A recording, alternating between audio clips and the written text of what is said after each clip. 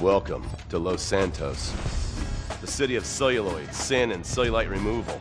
From dead starlets in Vinewood, to the gangbangers in Davis and Strawberry, and terracels in Chumash, to the drunken tourists in Del Perro Pier. It's time to take a look inside this cesspit of destroyed dreams, drug-addled degenerates, and deluded desperados that make up this great city of lights. Hi. I'm decorated FIB agent Stephen Haynes.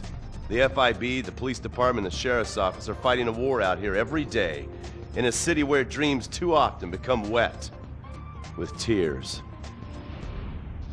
The Los Santos docks. This is where it all begins. The second largest port in the world, the great orifice of American capitalism.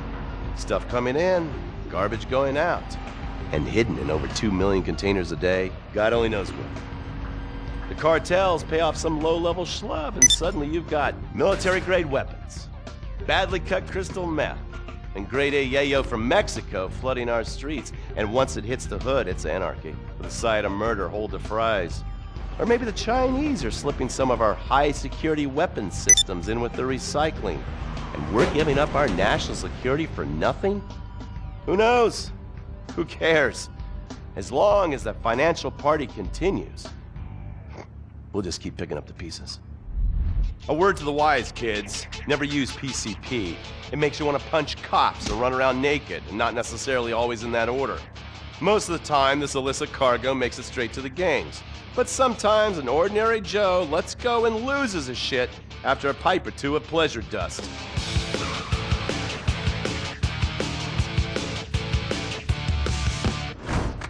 The Vagos, bloodthirsty Chicanos with a predilection for pain, papaya juice, and spicy plantains.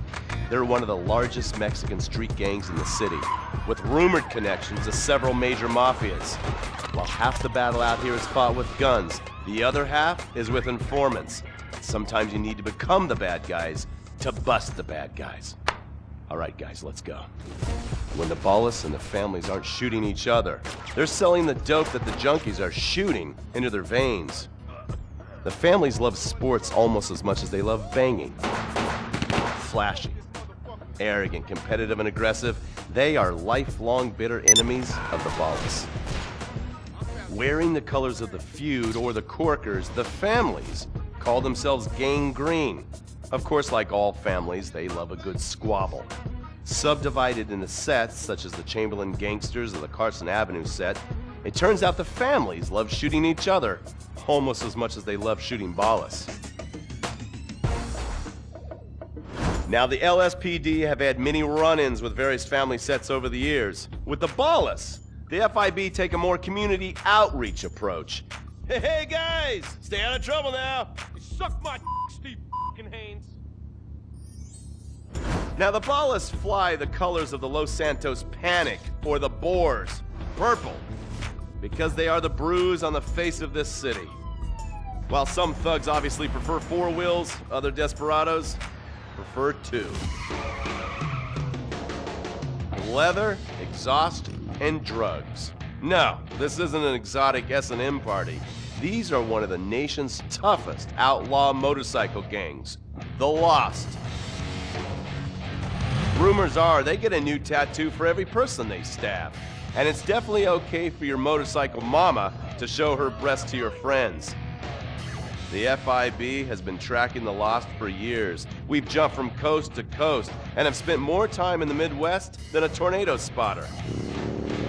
When they're not running meth, they're smoking it. Or so I hear, a dangerous new drug on the streets called toilet cleaner. And believe me, your toilet will be cleaned after you've smoked some of it.